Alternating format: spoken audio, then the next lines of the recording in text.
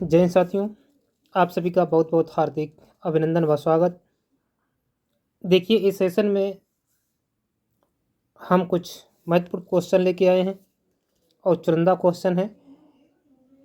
ये TET, C TET और UP police, लेखपाल, रेलवे, एसएससी, जीडी सभी के लिए महत्वपूर्ण है सेशन। आप भले भारत में किसी भी स्टेट में और किसी की भी तैयारी करते हो तो इस वीडियो को भारत के कोने कोने में घुमा दीजिए।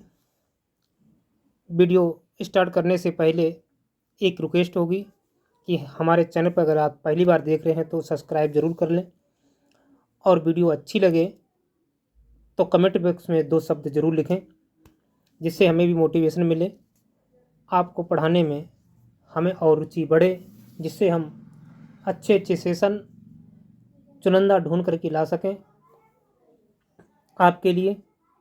टाइम आपका वेस्ट ना करते हुए सीधी बात करते हैं। प्रश्न नंबर पहला है और प्रश्न कहता है, बनावट के आधार पर उत्तर प्रदेश को कुल कितने भागों में बांटा गया है। बहुत ही अच्छा प्रश्न है। उत्तर प्रदेश पुलिस वाले जरा गौर करें कि बनावट के आधार पर उत्तर प्रदेश को कुल कितने भागों में बांटा गया है। 4 में, 3 में, 2 में या 5 में। बताइए, बनावट के आधार पर उत्तर प्रदेश को कितने भागों में बांटा गया है। ये प्रश्न हो सकता है बहुत ही कम बच्चों को आता हो। तो ऑप्शन नंबर बी सही है। ऑप्शन नंबर बी सही है। इन्हें 3 भागों में बांटा गया है उत्तर प्रदेश को बनावट के आधार पर। प्रश्न नंबर 4 है, उत्तर प्रदेश में अधिकांश सिंचाई किस माध्यम से होती है। उत्तर प्रदेश में अधिकांश सिंचाई किस माध्यम से होती है। नहरें से, तालाबों से, नदियाँ या इनमें से कोई नहीं। बताओ, उत्तर प्रदेश अधिकांश जो सिंचाई होती है वो किससे होती है। नहरों से या तालाबों से या नदियों से या इनमें से कोई नहीं। तो ऑप्शन नंबर ए सही है। किससे? नहरों से। ठीक है, नहरें जो हैं उत्तर प्रदेश में सिंचाई का अधिक माध्यम है। प्रश्न नंबर 3 है, उत्तर प्रदेश में किस भाग में थारू जनजाति रहती है। बहुत ही महत्वपूर्ण प्रश्न, इम्पोर्टेंट प्रश्न है। उत्तर प्रदेश में किस भाग में थारू जनजाति रहती है। बताएं। ऑप्शन नंबर ए भावर, ऑप्शन नंबर बी में तराई, ऑप्शन नंबर सी मैदानी, ऑप्शन नंबर डी पठारी। उत्तर प्रदेश में किस भाग में थारू जनजाति निवास करती हैं। तो ऑप्शन नंबर ए सही है, भावर में। ऑप्शन नंबर ए सही है। अगला प्रश्न,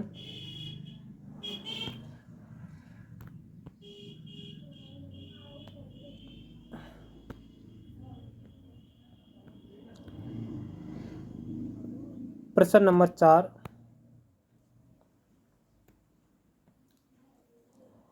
मैदानी भाग के किस हिस्से में अवधी भाषा बोली जाती है।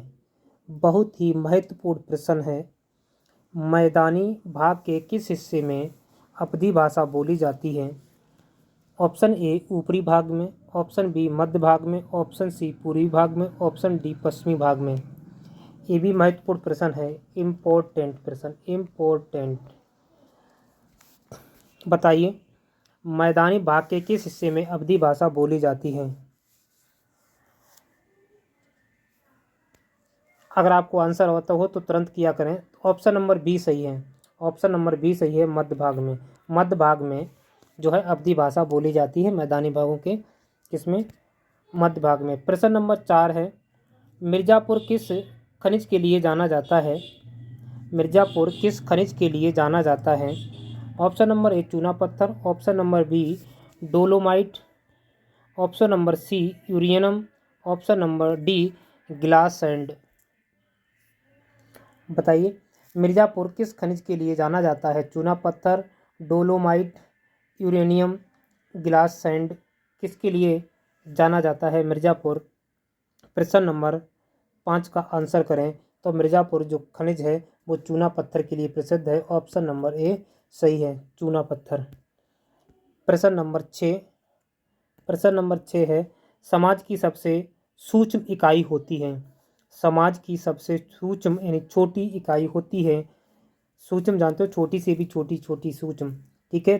ग्राम होती है या परिवार होता है या विद्यालय या समुदाय, बताइए। तो बता दें, समाज की सबसे सूक्ष्म इकाई जो होता है वो परिवार होती है, ठीक है।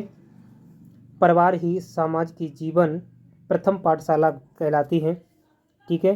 परिवार को ही सामाजिक जीवन का प्रथम पाठशाला भी कहा जाता है। बच्चे की प्रथम पाठशाला क्या है, तो भी परिवार है, और सबसे सूक्ष्म इकाई क्या है, वो भी परिवार है। अगला प्रश्न प्रश्न यहाँ आगे ऑप्शन आगे मिलेंगे। पेड़ पौधे वातावरण को स्वच्छ बनाते हैं क्योंकि ये वायुमंडल से अवशोषित करते हैं। किसको अवशोषित करते हैं, तो देखिए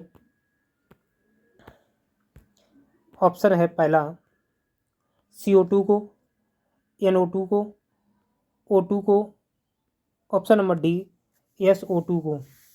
किसको अवशोषित करते हैं, बताइए। पेड़ पौधे वातावरण को स्वच्छ बनाते हैं क्योंकि ये वायुमंडल से अवशोषित करते हैं। क्या अवशोषित करते हैं, तो ये CO2 को अवशोषित करते हैं। इसीलिए ये पेड़ पौधे जो हैं वातावरण को क्या करते हैं, स्वच्छ बनाए रखते हैं, ये साफ सुथरा बनाए रखते हैं। इसीलिए हमको पेड़ पौधे बहुत अधिक लगाने चाहिए। पेड़ पौधों की भूमिका हमारे लिए बहुत ही ज़रूरी है। तो किसको अवशोषित करते हैं, CO2 को। प्रश्न नंबर 8 है, मधुमक्खी के छत्ते में रानी मधुमक्खी की संख्या होती है। ये सीटेट का प्रश्न है, सीटेट का प्रश्न है और बहुत ही महत्वपूर्ण प्रश्न है। मधुमक्खी के छत्ते में रानी मधुमक्खी की संख्या होती है 1, 3, 5, 2, बताएं। मधुमक्खी के छत्ते में रानी मधुमक्खी की संख्या होती है, कितनी होती है, 1, 3, 5, 2। तो ऑप्शन नंबर ए सही है, एक ही छत्ते में एक ही रानी मधुमक्खी होती है, इस बात का ध्यान रखना है। प्रश्न नंबर 9, पड़रंध्र स्टोमाटा पाए जाते हैं, बताओ। पड़रंध्र स्टोमेटा पाए जाते हैं पत्तियों की निचली सतह पर, पत्तियों की ऊपरी सतह पर, डंठल पर, उपयुक्त में से कोई नहीं। प्रश्न 9 का आंसर पर्णरंध्र के बारे में है, तो ऑप्शन नंबर ए सही है, पत्तियों के निचली सतह पर होते हैं, तो ऑप्शन नंबर ए सही है।